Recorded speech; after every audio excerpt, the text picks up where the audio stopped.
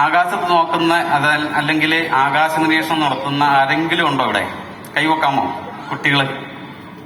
Planetary parade എന്ന് പറഞ്ഞൊരു പ്രതിഭാസം ഇപ്പൊ നടക്കുന്നുണ്ട്. അതിനെക്കുറിച്ച് എന്തെങ്കിലും അറിയാവോ നിങ്ങൾക്ക്?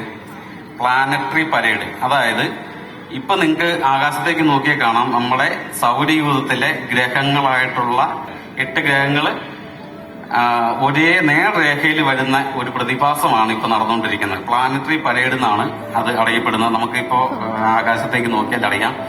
നിങ്ങൾ എല്ലാവരും മൊബൈല് വളരെയധികം യൂസ് ചെയ്യുന്നവരല്ലേ?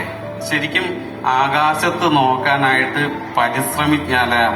നമ്മൾ പരിശീലിച്ചു കഴിഞ്ഞാല് നിങ്ങൾ മൊബൈല് നോക്കില്ല. മൊബൈല് നോക്കാതെ ആകാശത്തുള്ള നക്ഷത്രങ്ങളെയും ഗ്രഹങ്ങളെയും നമുക്ക് തിരിച്ചറിയാൻ കഴിഞ്ഞു കഴിഞ്ഞാല് നമ്മൾ മൊബൈലിലൊക്കെ നോക്കിയിരിക്കുന്നതിനേക്കാളും വളരെ ഇൻട്രസ്റ്റിംഗ് ആയിട്ടുള്ള ഒരു കാര്യമാണ് ഈ ആകാശം എന്ന് പറയുന്നത്. പ്ലാനറ്ററി പരേഡിനെ കുറിച്ച് കേട്ടല്ലോ. 2025 ഏറ്റവും വിസ്മയകരമായിട്ടുള്ള ഒരു പ്രതിഭാസമാണ് ഈ പ്ലാനറ്ററി പരേഡ് എന്നുള്ളത്.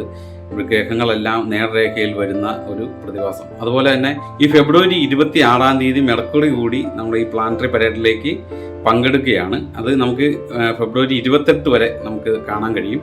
അതോടുകൂടി ഈ പ്ലാനറ്ററി പരേഡിന്റെ ഈ അലൈൻമെന്റ്, അതായത് നേർരേഖയിലുള്ള ഈ അലൈൻമെന്റ് നിന്ന് ഈ ഗ്രഹങ്ങളെല്ലാം മാറി മാറി പോകുന്നതായിരിക്കും. അതോടുകൂടി ഈ പ്ലാനറ്ററി പരേഡ് എന്ന ഒരു പ്രതിഭാസം അവസാനിക്കുകയാണ്. ഇനി നമുക്കത് കാണാൻ കഴിയുന്നത് 845 വർഷങ്ങൾക്ക് ശേഷമേ കാണാൻ പറ്റുള്ളൂ. അതായത് ഇപ്പോൾ ജീവിച്ചിരിക്കുന്നവർക്കൊന്നും നിലവിൽ ഇനി പ്ലാനറ്ററി പരേഡ് കാണാൻ പറ്റില്ല. അതായത് ഈ നേർരേഖയിൽ വരുന്ന ഈ ഒരു പ്രതിഭാസം കാണാൻ പറ്റില്ല. അപ്പോൾ പ്ലാനറ്ററി പരേഡ് മാത്രമാണ് നിലവിൽ അവസാനിക്കുന്നത്. ആകാശത്തെ വിസ്മയങ്ങൾ തുടരുകയാണ്.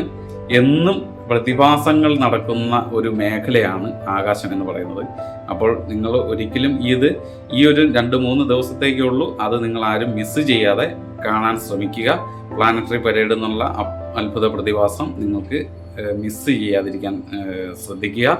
എല്ലാവർക്കും എല്ലാ ഗ്രഹങ്ങളെയും ഒരേ സമയം ഒരു നേർരേഖയിൽ കാണാൻ കഴിയട്ടെ എന്ന് ആശംസിക്കുന്നു. All the best. ബൈ.